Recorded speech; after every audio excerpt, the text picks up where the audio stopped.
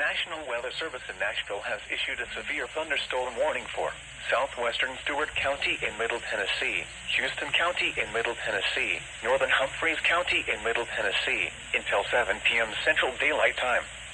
At 6:11 p.m. Central Daylight Time, a severe thunderstorm was located near Camden, moving northeast at 35 miles per hour. Hazard, ping-pong ball-size hail and 60 miles per hour wind gusts. Source, radar indicated. Impact, people and animals outdoors will be injured.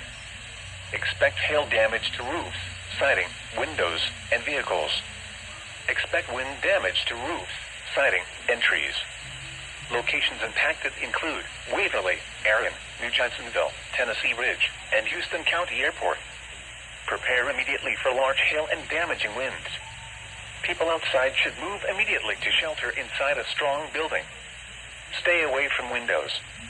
Repeating, a severe thunderstorm warning has been issued until 7 p.m. Central Daylight Time for the following counties in Tennessee: Houston, Humphreys, and Stewart.